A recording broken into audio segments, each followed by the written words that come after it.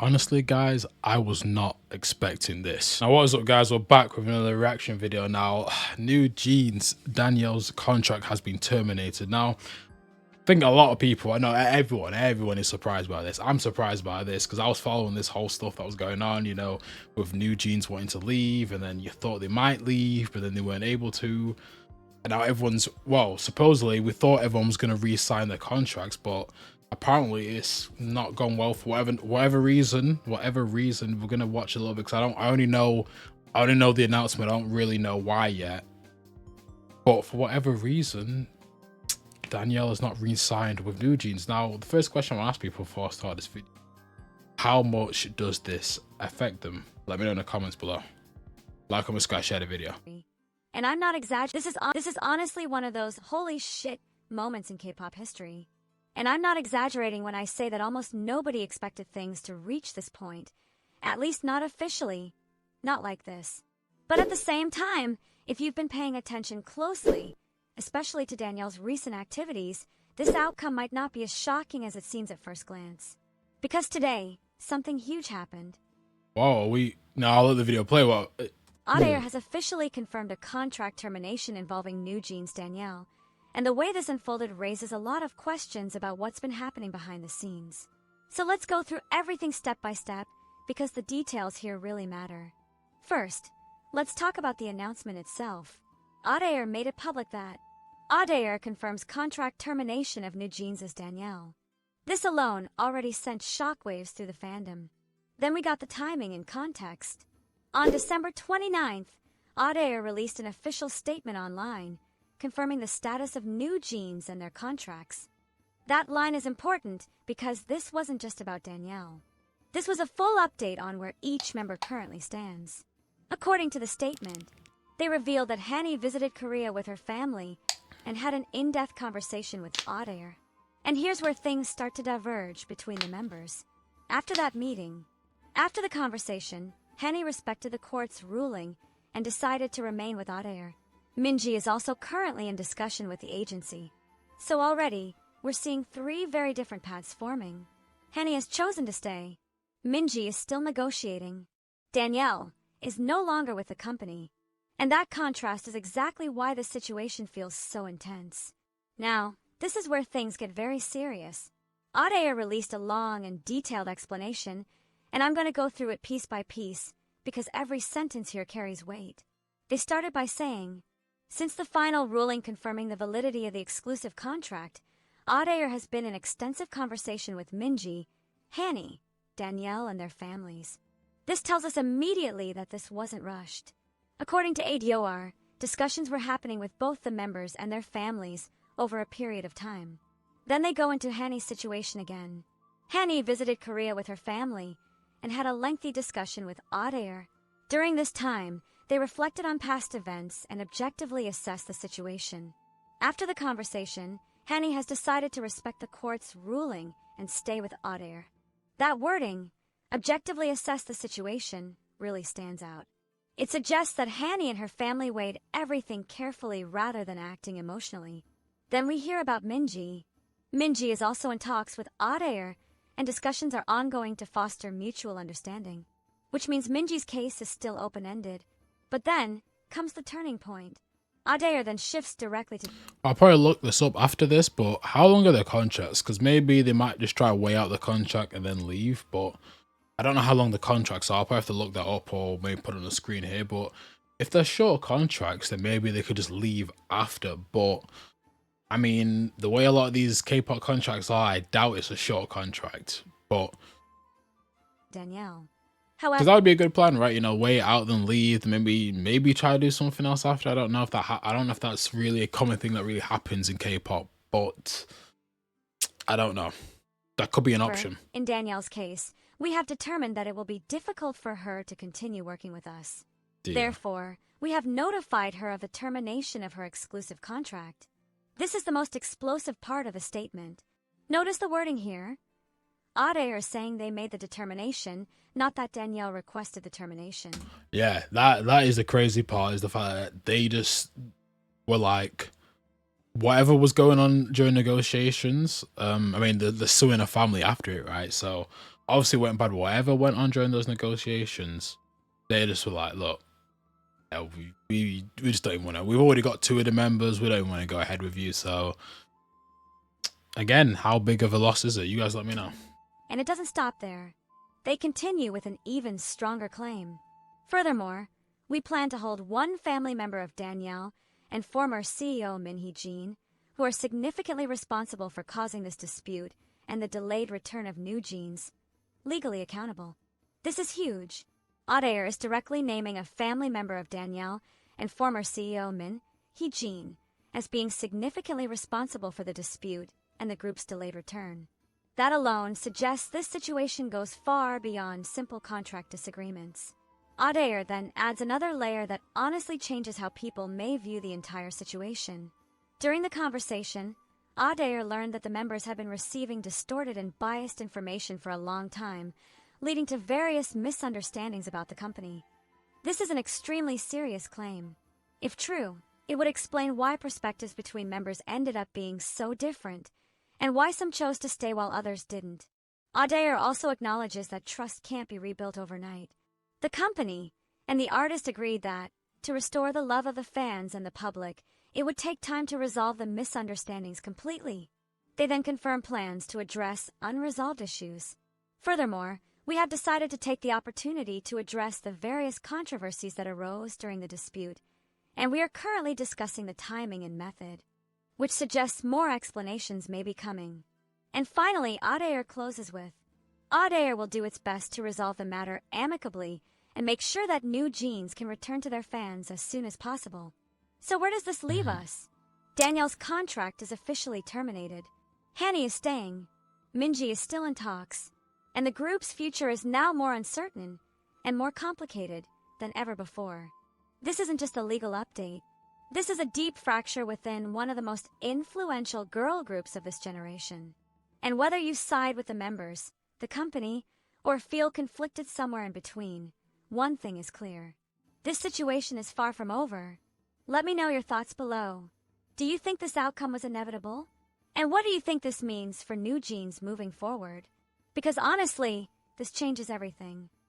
Well, look, we're gonna look at a couple more clips, but like, I mean, look, I don't listen to a lot of K-pop, I'll be honest. I only listen to like a couple of people, I only listen to a couple of groups, but they were one of my favorites. So it's sad, you know, they have their own style, their own everything. It's a sad thing. We're gonna look at some different videos. I want to get a little bit more information, different videos from different perspectives, but let me know what you think in the comments below, guys. Let me know. Yeah, I can't even play the video, guys. It's got that music in the background, but I just wanted to look at some of the comments, right? Because this specific comment made me laugh. They kicked her out to sabotage NewJeans and push Le Seraphim and Illit. I just can't prove it yet. This has 3,527 likes.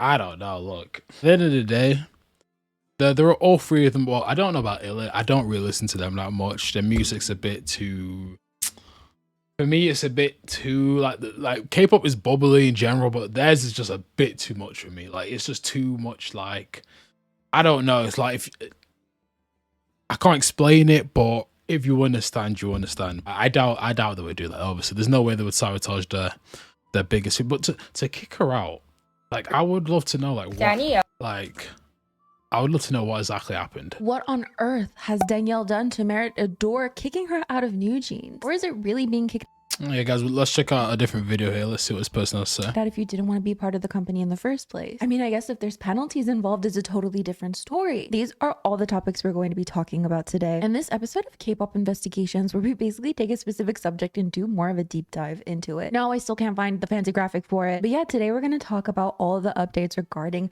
NewJeans, including Danielle, Minji, and Hani, the remaining 3 members whose futures were still up in the air, from contract terminations to lawsuits to potential penalties and so much more. So if you're interested, please keep on watching. Don't forget to like, comment, and share this video with friends you don't have. And without further ado, let's get into today's video.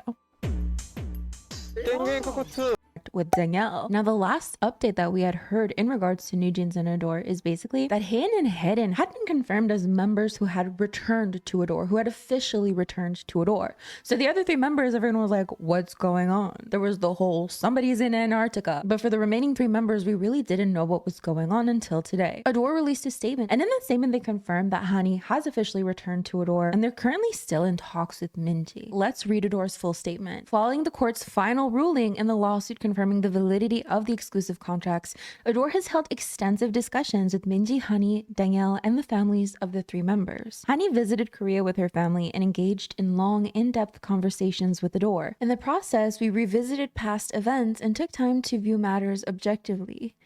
Well, we already know this, don't we, guys? So there's this statement going around. Although it's difficult to provide a definitive explanation as legal proceedings are pending, exclusive contracts have mutually binding elements. Danielle violated the exclusive contract by signing another contract, engaging in independent entertainment activities, and damaging the group's reputation and credibility. Adore requested corrective action regarding this matter, but no action was taken within the specified deadline. We have terminated the contract. Now, in terms of the specific things she might have done to violate the contract, people have been theorizing about that as well. Was it actually the charity events that she participated in, the running events that she participated in? What was it? I guess she went around doing individual activities. There is no way Danielle can win this. They're going to make her pay way more than she has earned. Is it because of her watch brand deal? Reporters were discussing that. I suppose it was real. She really has some guts. This is what she gets for ignoring Adore's requests. She shouldn't have taken it so far. I don't know what they're trusting, going around acting like outlaws. If they violated the laws, then they need to take legal responsibility. Well, look, that is true. Like, if that, I don't know. I don't pay enough attention to probably these people, what they've been doing outside of, you know, the music. So I don't know. You guys let me know. But if she did, then obviously that would be as unfair as maybe it might be. Maybe you could claim it's unfair. She can't do anything until this was settled. Like, yeah, you could claim it's unfair, but if it's in the contract, it's in the contract. So, but I don't know if she did or didn't, because, you know, if reporters are saying this, I mean, how much can you really trust reporters? Is this because of becoming a watch model? They're just like Min Hee-jin, going out doing whatever they want. Can't believe she did a double contract. I mean, ultimately, we don't know. It seems that around the same time of the announcement, a number of HYBE-related groups also released their own announcements. Obviously not directly in regards to this, but a lot of people are making connections to it. So for example, BTS, ILIT, and LE SSERAFIM as well, all posted notices about legal proceedings against the violation of their artists' rights. Now this is, you know, something that we've seen time and time again, but a lot of fans are saying that these companies are kind of getting ahead of the announcement that Danielle has been, that her contract has been terminated. They're just making connections between the timing of it all. So of course, a really big question surrounding all of this is, what will the penalties be? Because I guess it was always an option to, you know, quote unquote, leave Adore. I guess in theory, most contracts can be terminated if you have the money to pay for them to be terminated, right? So in terms of potential penalties for this, I've seen numbers ranging from, you know, 10 million USD up to 80 million USD. So, you know, obviously we don't know the details. We don't actually know how much it's going to be, but there's just a lot of people speculating regarding. Well, the only thing I seen, sorry to pause again, guys, but the only thing I seen is that they want the remaining of the contract that she's already under. They don't want to pay her the rest of that. They want all of that back, or at least they want it back, maybe, or they don't want to pay her that. And I'm guessing, knowing these companies, there'll probably be interest on top of that. Regardless, but according to industry and legal experts, the penalty Danielle could be held responsible for may reach an eye-watering 100 billion Korean won, which is about 69.2 million USD. This number is based on standard K-pop contract evaluations. That's basically the standard behind people estimating this stuff, which often factor in a company. That's basically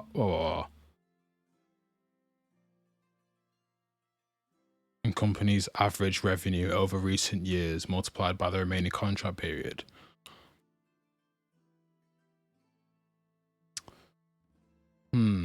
USD. This number is based on standard K-pop contract evaluations. That's basically the standard behind people estimating this stuff, which often factor in a company's average revenue over recent years multiplied by the remaining contract period. And they also add that this includes a penalty fee, because of course oftentimes it's really not just as simple as leaving the company.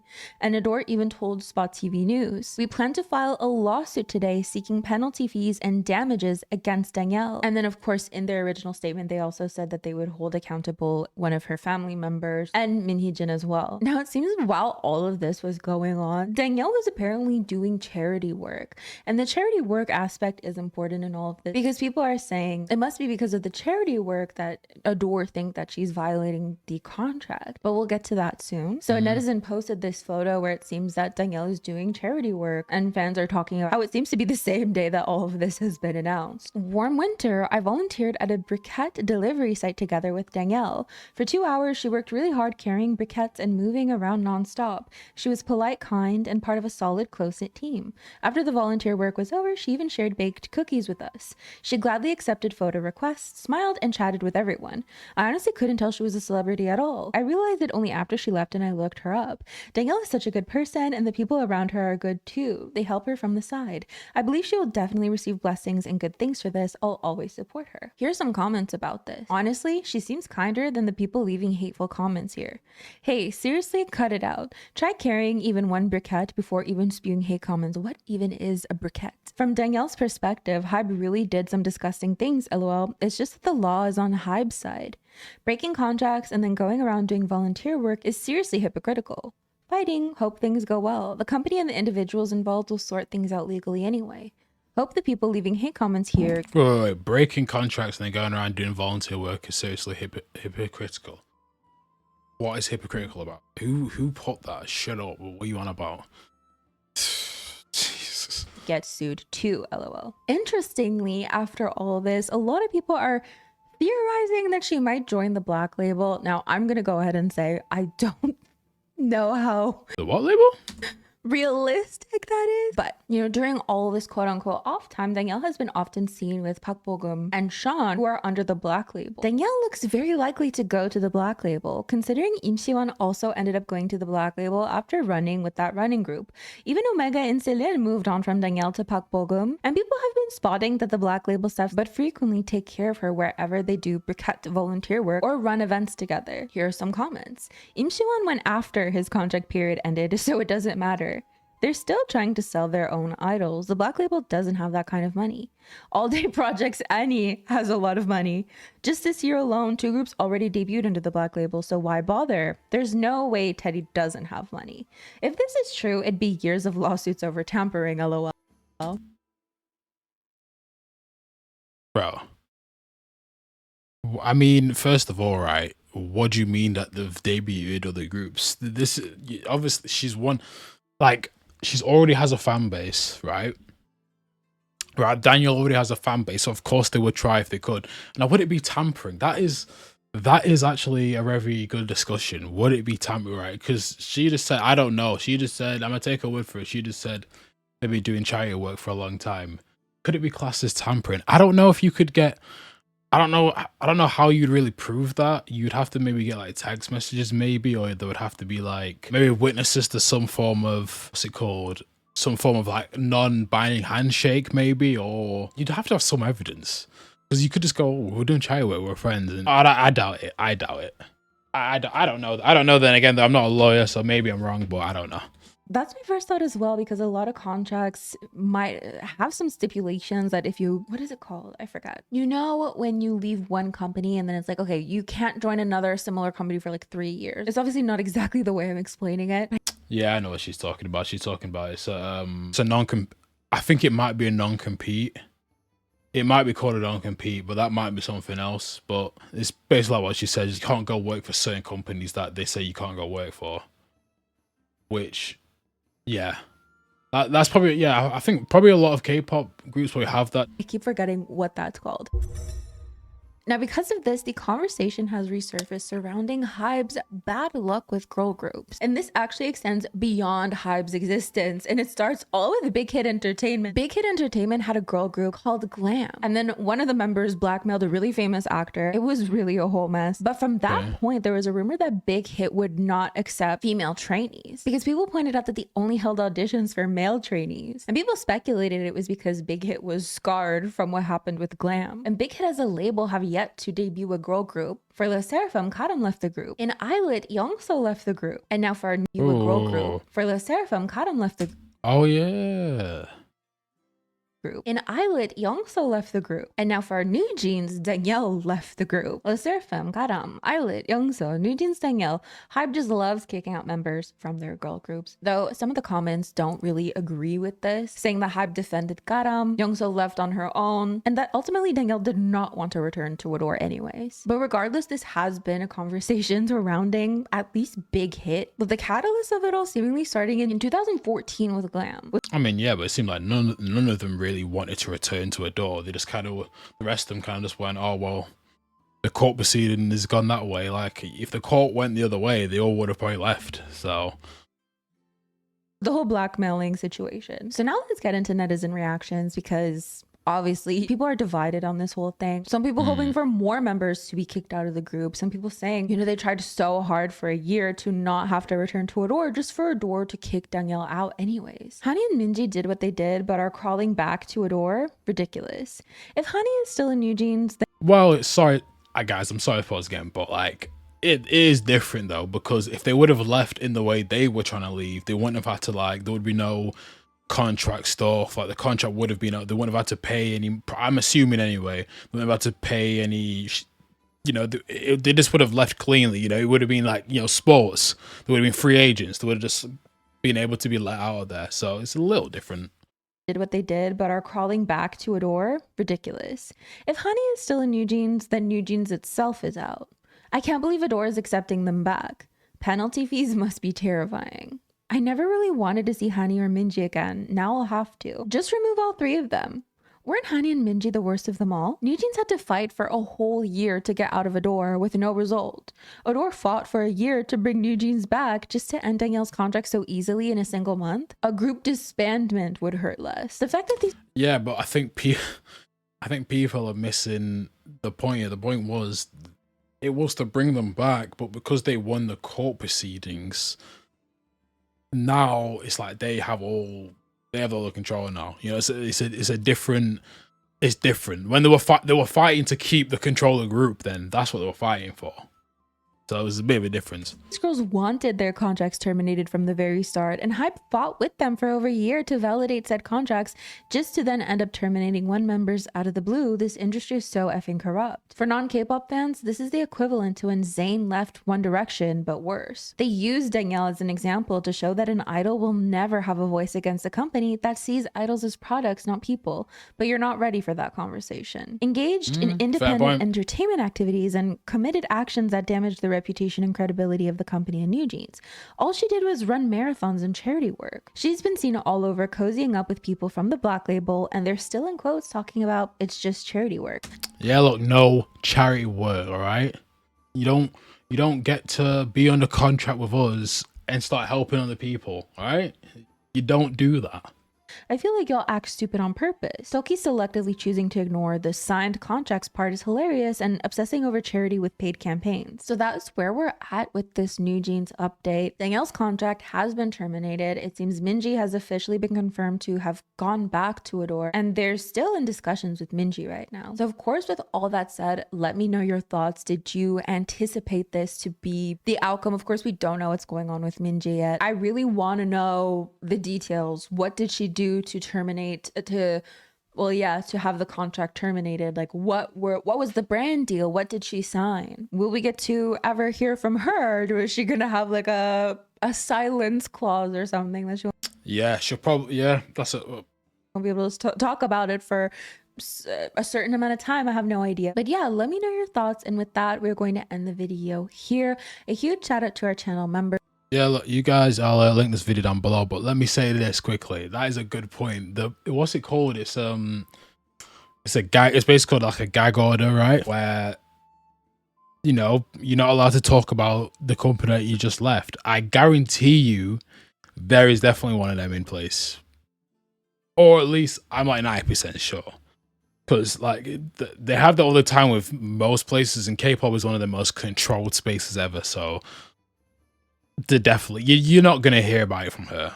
You're not going to hear about it. And they're not going to, and whatever they say, they're going to put out some statement about how probably that, I don't know, you know, it's their story basically, guys. We're only going to hear one side probably. But look, let me know what you think in the comments below. It's been a long reaction video, so if you stay to the end, thanks for watching. And if you did like this reaction video, subscribe to the channel. Peace. I'm out.